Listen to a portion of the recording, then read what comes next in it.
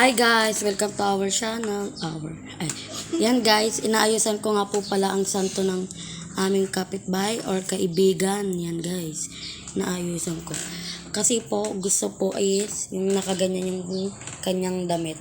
Or yung palda po. Gusto niya po yung ano po bang tawag doon? Malaki po, yan.